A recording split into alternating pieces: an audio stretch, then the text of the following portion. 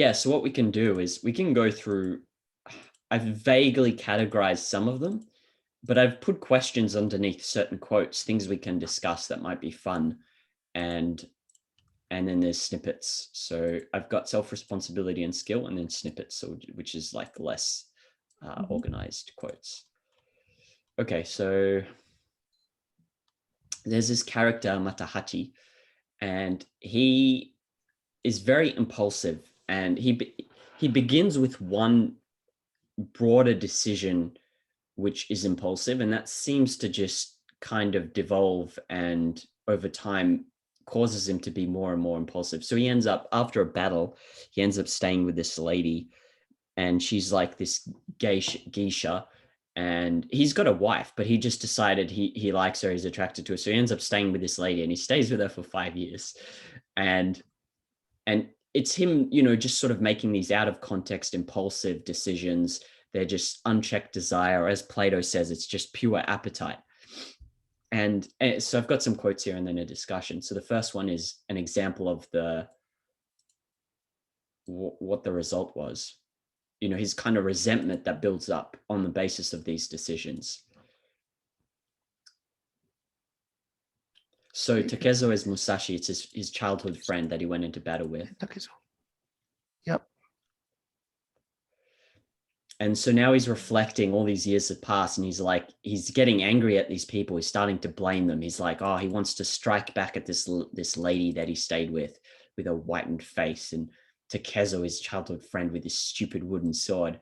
His first mistake had been to go to battle with his friend, and his second had been to succumb to this lascivious widow. He had come to believe that, but for these two events, he would be at home in Miyamoto now, the head of the Honiden family, a husband with a beautiful wife and the envy of the village. So what he does is he's made all these bad decisions. They're clearly bad. They're just impulsive. They're emotional. And his years have passed of his life on the basis of these decisions. And now he's here projecting the alternative, and he's somehow blaming the other people. And yep. Then there's another quote. So this is just capturing his feeling at the, yeah.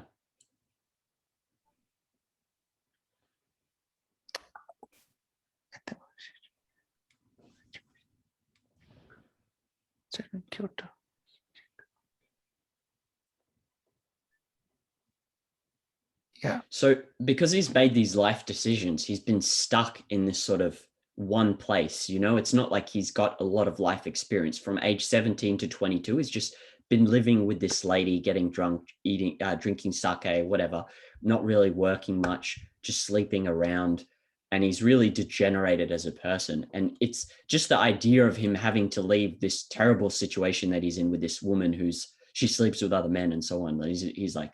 He lives with her. Just leaving it scares him because he doesn't have experience of the wider world as well. This emotional decision making has led him there. And now he ends up meeting Musashi again, who was Takezo. Takezo became Musashi. And then he says this.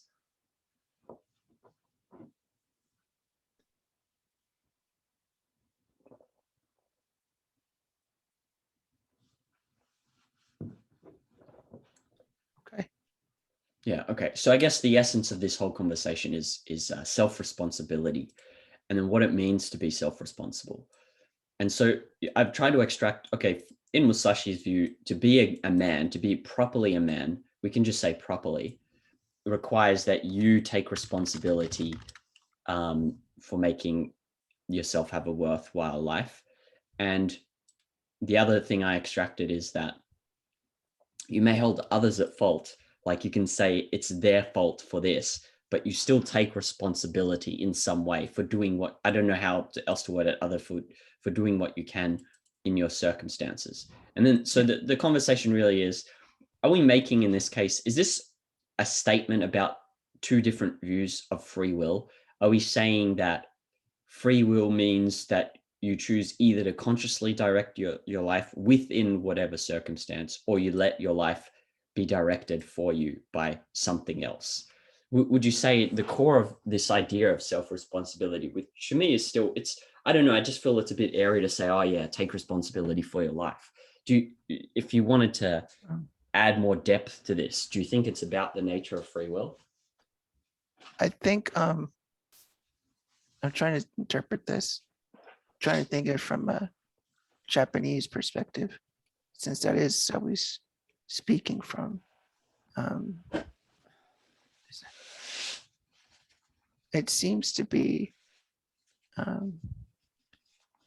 more like an acceptance, more so than it is an action in this case. Okay. It seems like he's saying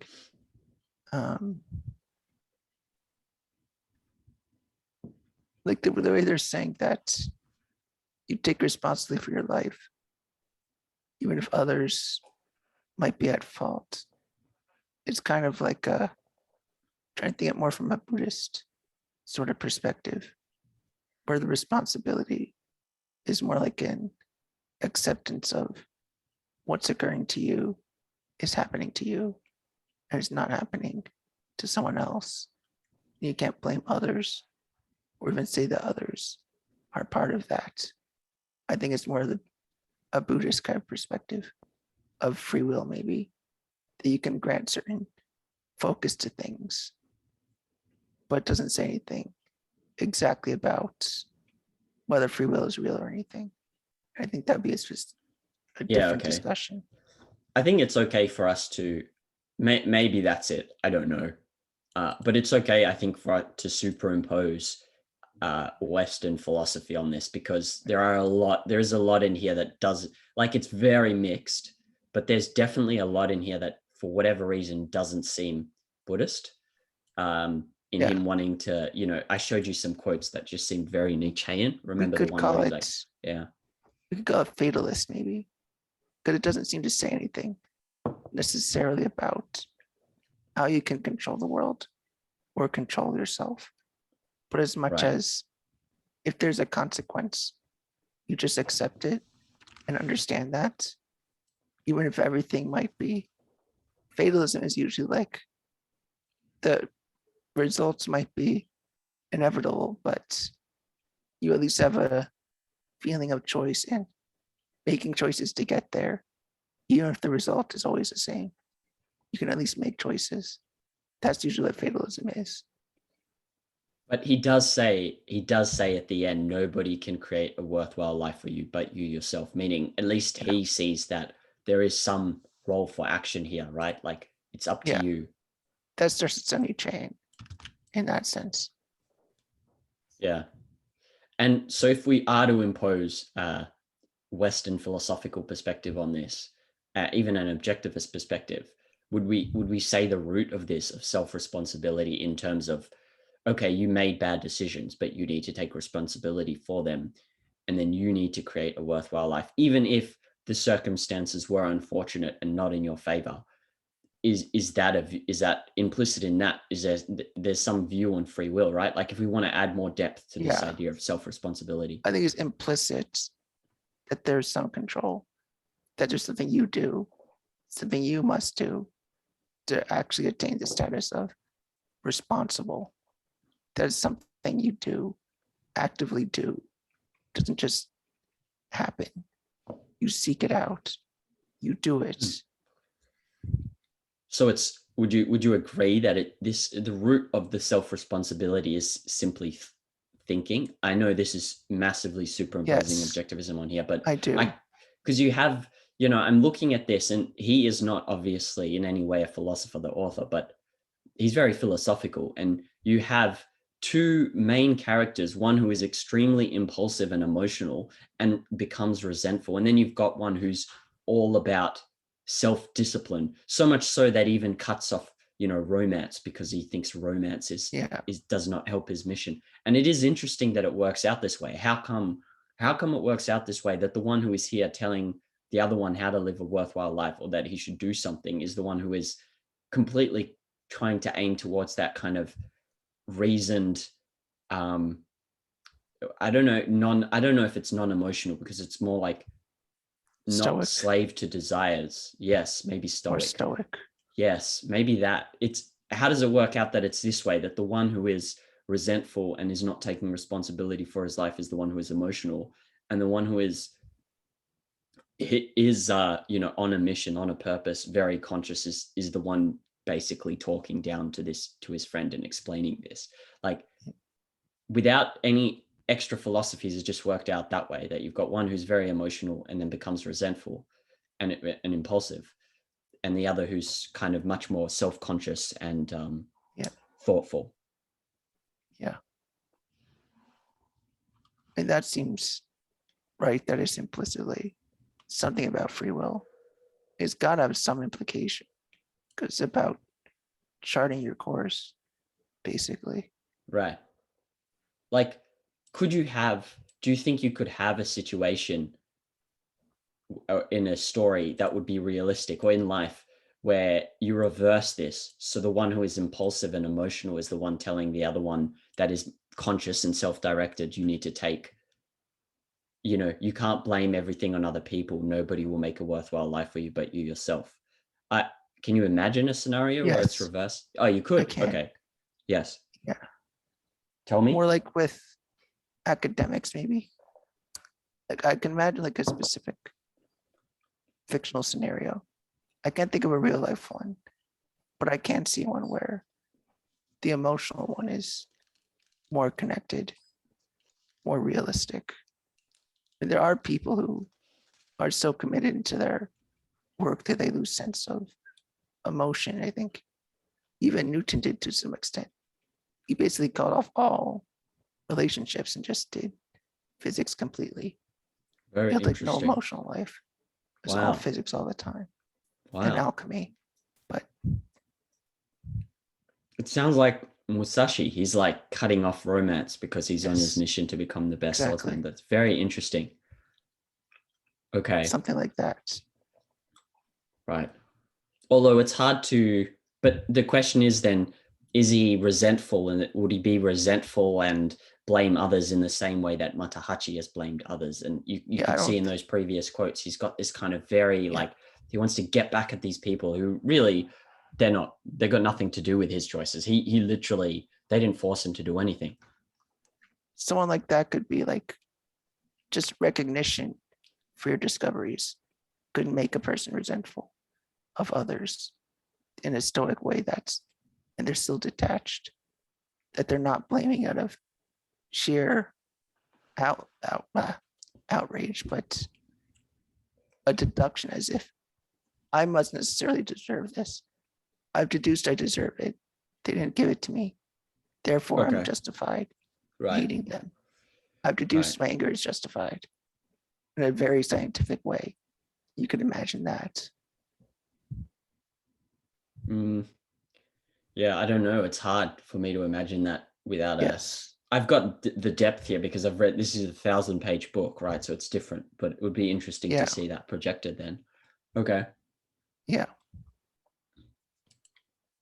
All right. That's, I can't think of any other characters. Like, even if we think of Dr. Stadler, right? Yeah. There was a significant portion of his life that was kind of non-thoughtful. Well, rather it was non-thoughtful after being given up to the abstraction of what can you do when you deal with people, if you know what I'm saying. Yes. Okay. We can move on from there. Skill. Can read this and then we'll discuss.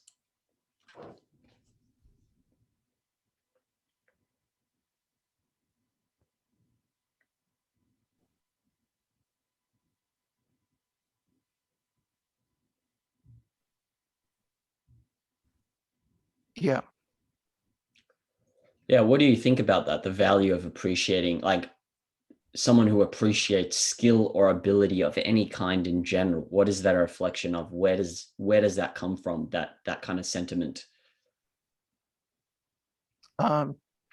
Admiration of the good, recognizing effort, recognizing the abstract skill required, the use of reason, things like that.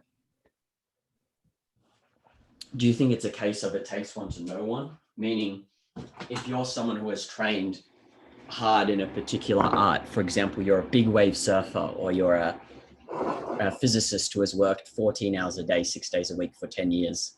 Do you think that is what leads to that? Or is there some other route you can get to this? Just get more that way. But I think anyone could appreciate when something's like in different terms, like, is it beautiful? Is it pleasant? Does it bring joy? Does it bring contemplation? That way you can appreciate it. Like, you don't have to know how Ayn Rand produced Atlas Shrugged to Right. appreciate the skill put Right. in. You can recognize the beauty in the book, and that then brings appreciation. If you watch her talk about the skill, or she tells about how she did it, or you watched her write, I think the same would go for like a piano player. Yeah. You could appreciate what type of work is required. Right.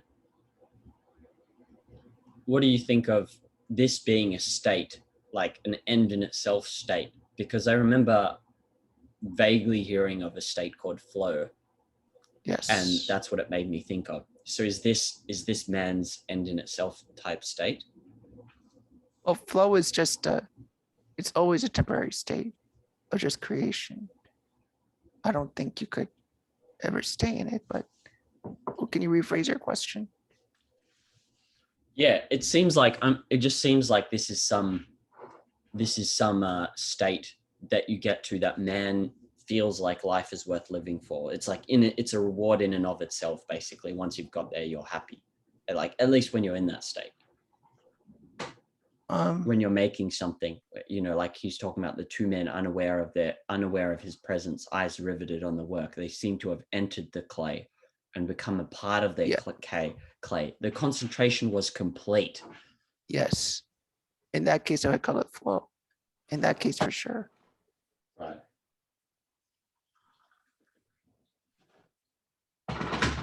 Okay. And then the second part, he is, at least in this book, the author has the view. And actually, I think the real Musashi did write a lot about, he trained in a lot of different things, including calligraphy, art of tea, painting. He actually did that, the real version. And so do you think it is the case that, like, it seemed to, some of them would be, it had a kind of romantic feel to it. I don't know how true it is. For example, like so for Musashi, it was the case where he justified tilling a field because he felt it would contribute to his training as a warrior. But yeah, it's not like if I train in chess, I can become a good painter, or if I'm a I don't know, an author, and then I learn rock climbing, it'll help me become a better author. It's not. It's more of it seems like it's more of a romantic painting than a reality. What are your thoughts on that?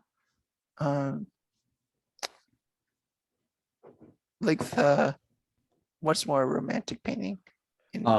This, we could call it cross training, or like, if you want to become good at writing, right. You can find relationships between everything, meaning you can, if you want to be a writer, you can also get really good at chess and find analogies and I don't know, have it contribute to your training as an author. Yeah, I mean, those things can help. It just depends what aspect of the training. I mean, like, what's the value of doing it that way? Or is there value is more of the question. Like, do you actually think that this is do you think that the author here, if he paints Musashi as this man who wants to, like, he justifies tilling the field and then becomes a farmer for 2 years because he thought it would contribute to his training as a warrior. Do you think that? Yeah. Painting picture. I think this is more of a philosophy of practical skill than it is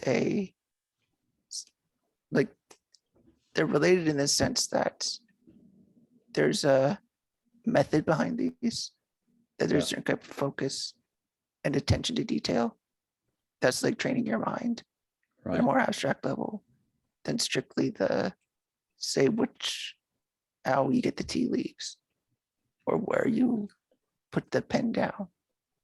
mean, those are particular details, but you can get more abstract in terms of how do you use your mind for these.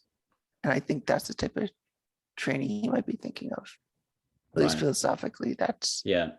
what his Zen master probably would say, that you realize the potential of your mind and your breathing, and that will bring mastery as well. Yeah.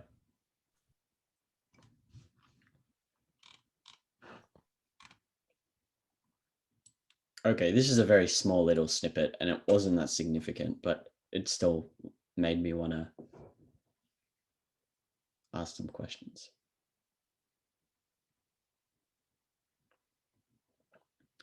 By the way, he does make multiple times he seems to emphasize this about being a human means there's a difference between surviving and living. And it did make me wonder if the author was not influenced by Aristotle. I'd be surprised if he wasn't. Because it is a very there is a very sort of pro living well here on Earth attitude throughout the whole book. And it was written in the late 1800s. And so I don't know, but I couldn't find anything at all on this guy and if he was influenced by Aristotle, but it just seems like I don't know where else these ideas would come from. They do sound, at least part of these sound very Buddhist in the practical sense, like a more everyday Buddhist, the non-monks, Right. kind of how they would approach it as Right. non-experts, but people who care about it generally. And it's kind of like Japanese philosophy, Right. which is Oh, very that's grounded very on, interesting. which is very grounded in the natural world. I didn't know that. Very In interesting. more particulars, it's not always so abstract. It's more about the natural world and your relation to it and your Zen kind of. There's also this kind of minimalist aesthetic often. I don't know if that's Buddhist, but you know, like the tea ceremony or like painting a very simple picture. Right. I think that's just an aspect of Japanese way of doing philosophy or thinking traditionally. Very interesting. Okay. Anyway, so my question about this small snippet is, what is the origin of ambition? I started thinking about, and what kind of view of is it that it requires a particular view of man? Is that what do you think is the root of ambition? And I mean, obviously there's the conscious aspect, but then there's got to be an embodied emotional aspect to that too. Well, first I'm thinking of, what do people mean by it when they say it? Just generally, like, so we're talking about the same thing. Seems like a wanting to get somewhere. Yeah, so for him that means having. I could find you a quote. I'll show you exactly what that means for him. Yeah, I do have all the context. You don't. So let me see if I can find it.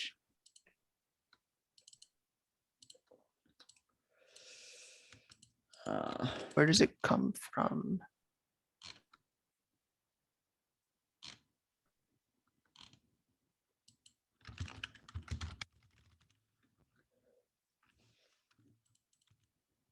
Well, first off, you have to identify a value. I mean, ambition is a type of seeking.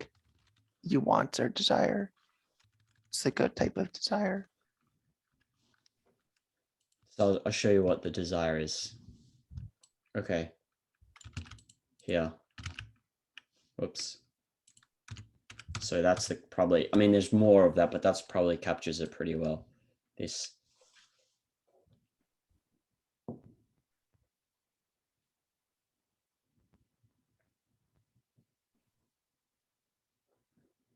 So it's to live up to his code, which is like this kind of integration of being an amazing swordsman, but also spiritually following, being self-disciplined, kind of being in control over his desires. So I would say that's the kind of stoic aspect. And living up to this code of being training every day, being a warrior, being honest, all this kind of stuff.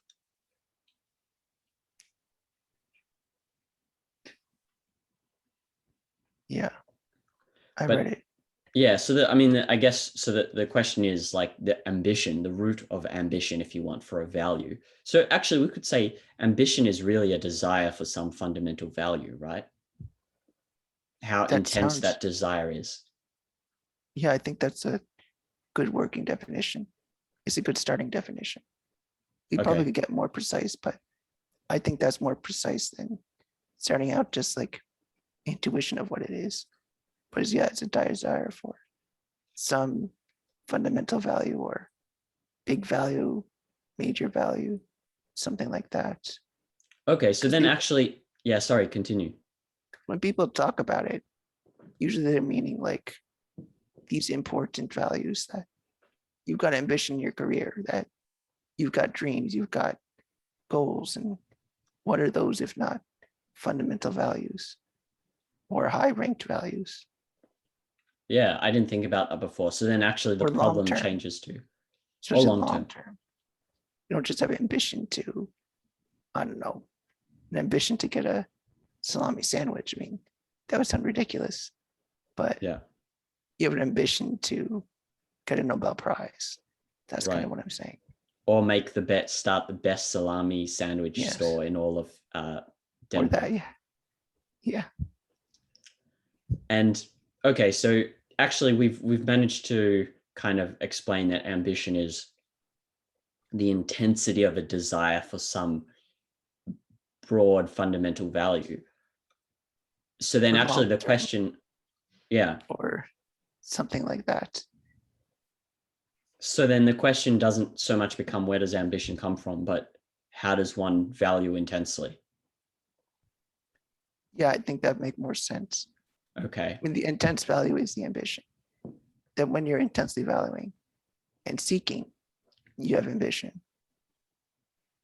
Right. Okay. So then this is actually reduces to a philosophical question. How does one, well, it's part psychological too, right? Because Yes. that we're assuming that someone doesn't value deeply and then wants to value deeply. And then that's a different process from, someone being born. And then maybe that is a kind of natural state, more natural state of them valuing and desiring and deeply. I don't know. So I guess this is a part psychological, part philosophical question then rather than something simply about ambition. Yeah, you mean you could ask it like in general, what is the nature of it versus how do you get it? Like what are the techniques to get there is Yes. always different. Right. That's when it becomes psychology. So we could say for now ignoring psychology because that would add another layer of Yeah. complication. It would definitely depend on if you want to be really abstract, your metaphysics and your epistemology. So like specifically the view of the world you have, not in usually going to be in implicit terms, the view of the world and your view of man. So I was close there with the view of man. Like what is possible to me as a Yeah. human if I work hard. I mean, there are implications with free will as an answer to what is the nature of ambition. Right. Because to have desires and it's in relation with what you can achieve. Right. Free will. Oh yeah. Okay. They're Yeah. implied. Like if you're Egyptian, if you're an ancient Egyptian, you're gonna prepare yourself for death, and so you won't have, let's say, earthly ambition. Not much anyway, yeah. Okay. Cool. So this is a philosophical psychological issue. I found this really interesting, and I don't know if you've got thoughts on this, but have a read, and then we can discuss. It kind of touches on art and prayer, and so it's pretty interesting.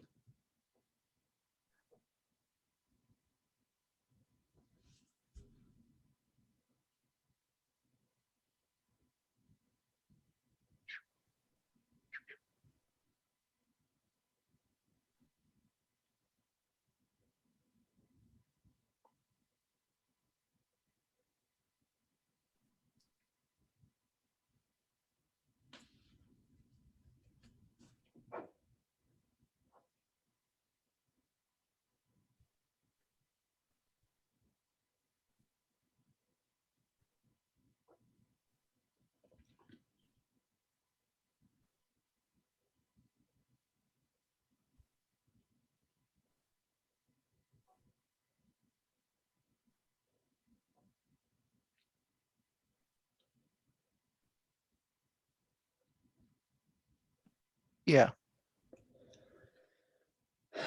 So yeah, this sort of touches on the necessity of condensation.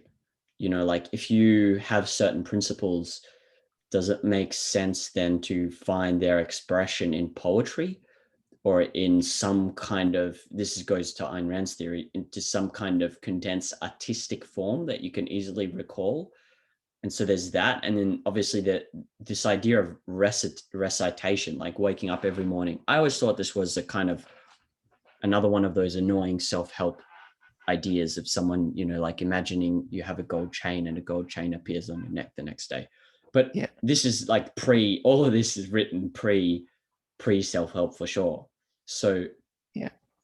I don't know. I found that interesting. What are your thoughts on like, so the value of prayer, like, but not really prayer in the religious sense, prayer or recitation, if you want, of whatever your values are to keep them alive. Because I don't do that, but I was like, oh, okay, well, that's interesting that it's spoken about here. And obviously it's always shows up in religion. And then integrity of the code we can skip because that's clearly what he's getting at with his statement, but it's not really, it's sort of off point. But yeah, any thoughts on that? Like poetry for I think it's, condensation. Yeah. on the one hand, I think it's important to reflect on your values and meditate on them, even just reflect on them, not even like come to conclusions, but think of them, reflect on them, say what they are, think of what they are. I think that's more of the way this guy's approaching it. That it's not so much the repeating the phrase as much as you also need to bring your mind to focus on something worthwhile. Just like he didn't want to just focus on like, oh, I'll have no regrets. He changed his focus on to something like, I will live in a way that I will never have any regrets anyway. They couldn't have it. I will do nothing that I will regret. Is a different way to focus on values. But I think that's kind of what the value is here, that you bring your attention on something and focus in your values, bring it down to part of your psychology, make sure it's not on the periphery. I think even just a daily thing at that is actually a really cool idea. And I think that's even why monks and Buddhists would meditate often. I mean, that's what meditation is usually for, to reflect on your values. Well, that's one of the ways to meditate. You just reflect on your values. Are you using meditate here synonymously with think about? Like if to say I Yes, meditate on values, what does that more mean? like Does that mean reflective, okay? introspective, reflective, calm about it, but also literal meditation.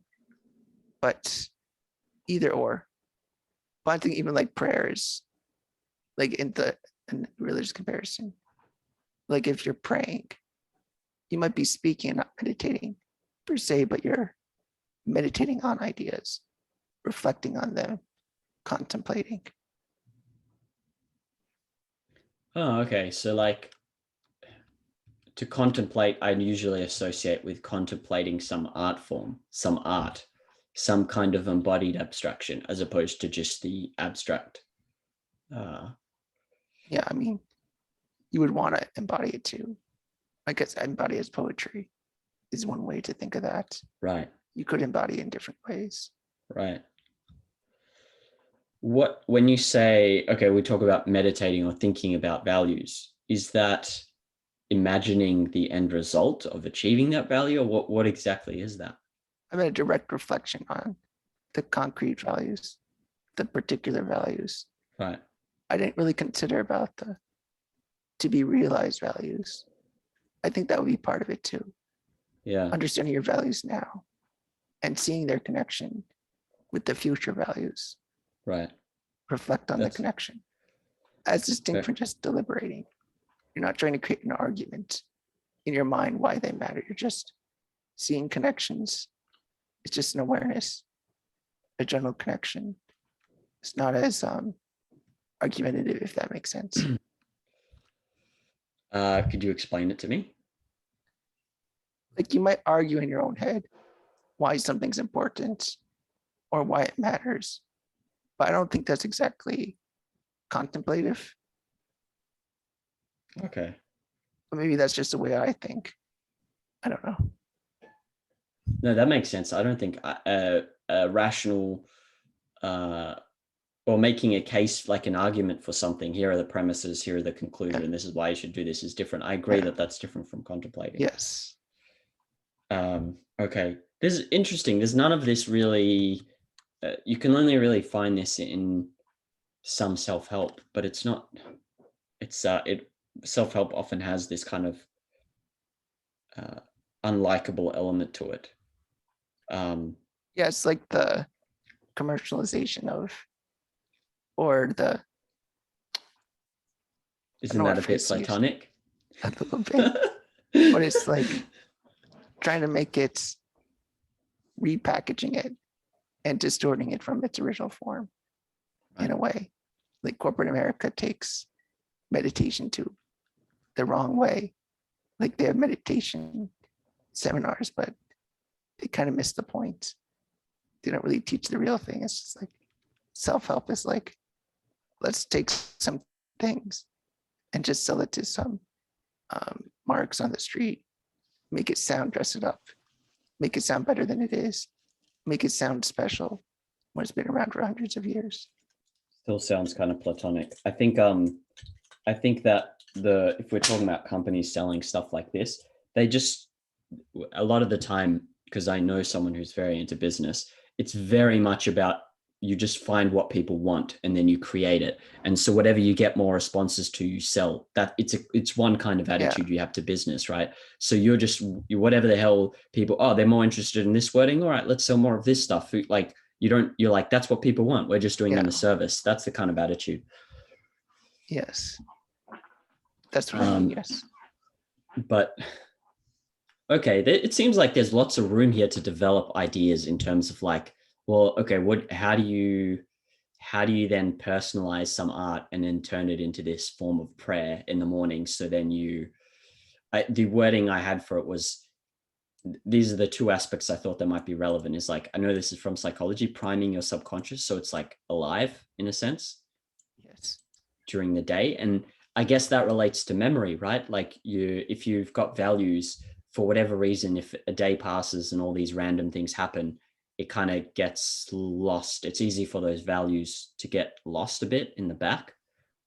Yes. And harder to recall them. And so the value is to prime your subconscious. So they are actually, this kind of relates to what we spoke about earlier, with the value of memorization, where you're learning something and you memorize it. And the purpose is to then hook examples onto it. And so in this case, you're constantly keeping that constellation of values alive in the subconscious. And then you're hooking events onto that, as opposed to, it's not as alive and it's easier to forget that, oh, wait, this thing is important to me. It's like reinforcement. Right. Okay. I feel like there's something here to actually be done, because I can't really, it's hard to find something that, I don't know, there's no like explanation for, here are some good ways to keep your value alive using poetry or condensing your ideas into and writing them down and following this method in the morning. So yeah. Do you know of anyone, by the way, anyone who does this that you respect and admire, who has this kind of approach? Not exactly, but has something like this in real life? I don't know This is anyone. fiction. Yeah, okay. For myself, I've never liked poetry, so I have no examples for myself. Right. All right. Oh, I've shown you this quote: "A meaningful life is not surviving." Yeah. I try to make a connection actually to Plato's foolhardy man and the coward. Do you remember that? No. So he talks about attaining courage. So these are the Greek, that both Plato and Aristotle based their ethics. They adopted the virtues in Greek culture that were already there. So there was courage, temperance, there's justice. And so courage, Plato talks about courage, and he talks about you don't want to be the man who's like goes into battle and isn't scared of anything because you're just a fool. But you also don't want to be the coward. You want to be this kind of man who's directed by reason, and the appetite's a slave to that. The appetite and the spirited part of your emotions are subordinate to your reason. That's his view. And it's interesting because I try to make that connection. Although obviously the author, I doubt the author had that in mind. I was just trying to superimpose or identify the principle. And it was because he talks about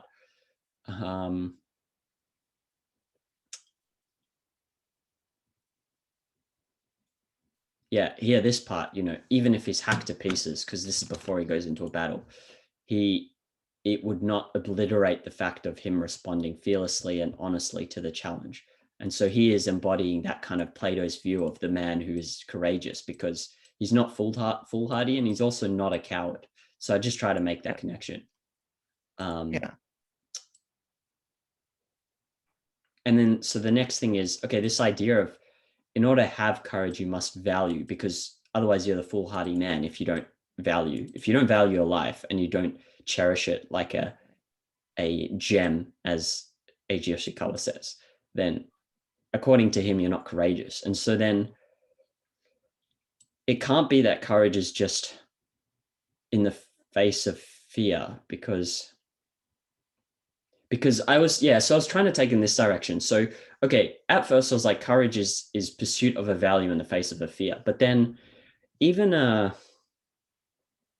man who doesn't value his life, and the foolhardy man, if you will, can feel fear and he can overcome that fear. For example, Jim Taggart avoids death, right? You could say he's pursuing, I don't know if he's pursuing a value actually, but he overcomes his fear. That's the point. He overcomes a fear. And then, so could you say he's courageous in overcoming his fear of death? Or does he? I don't know. I'm a bit lost there, but I was just trying to get at the meaning of courage given this quote. I mean, that would seem to be an implication. Like, in what way is his not an example of courage? Well, yeah, he's overcoming fear. What would make it distinct from courage? I wouldn't want to say he's courageous. Seems like there's something either about the nature of his values. Well, you could say he has no genuine values. Right. But if he does, well, what's the essential consideration about courage? I mean, it's hard to say. Is there always a fear of death? I tend to think not, but well, at least in Rand's description of her characters, she does say that the at least in the novel, I don't know if this applies generally, but those driven by the death premise are only kept alive by their fear of death. It is not the pursuit of a value that keeps them alive, but the fear of a disvalue. yes. Yeah, okay. I might need to think about this more because I didn't have a clear question for you. What is your take on casting a bright ray of light into the future, a life, you like, even superimposing your knowledge of the Buddhist viewpoint here, like a bright ray of light into the future?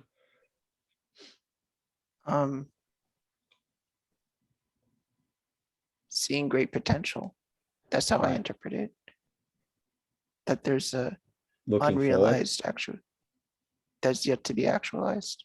Yes. Okay, I agree with that. Right. So it's like you've got something to look forward to. You've got an ambition, a desire, an intense desire for some value, which creates. It's like you're looking forward, not back. You're looking towards what you will do and not what you did. Yeah. Mm. It's a moral vision of the future. That's like moral vision of the future. By moral, you mean like your view of like a moral vision, like you see goodness in the future. Mm. You want to bring about goodness. Right. What do you think of? Because this is actually he talks here about, so me bold it. Yeah, if he succeeded in doing this, meaning attaining a meaningful life that casts a bright ray of light into the future, the length of the life is irrelevant. A lifetime itself is only an insignificant interval in the endless flow of time. And then it reminded, there's this quote by Jefferson, I think, where it goes, you're not the years in your life, but the life in your years. Have you heard that? No. Okay. So But I get that Jefferson's, phrase. yeah, and it's like some kind of sentiment.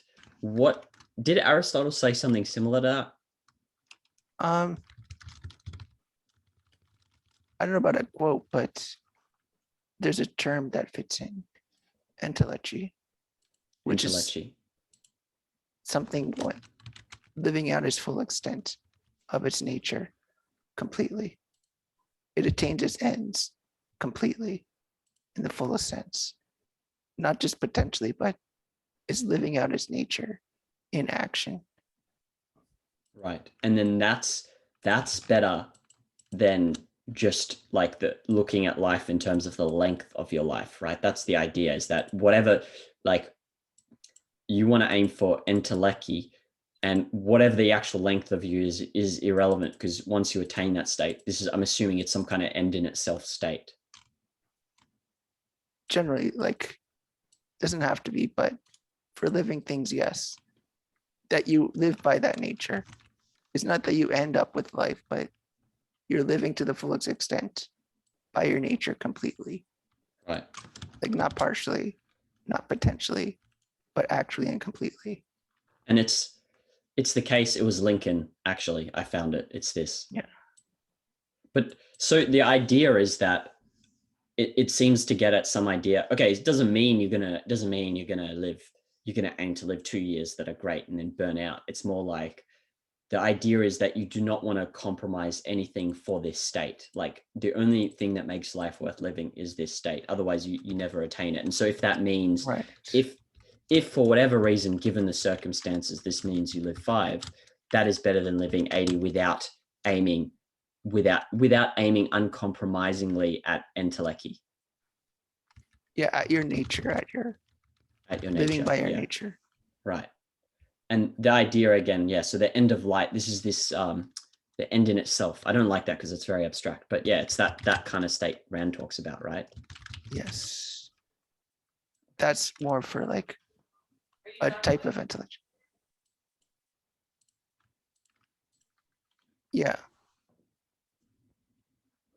Entelechy can apply to anything, but anything that can has a purpose.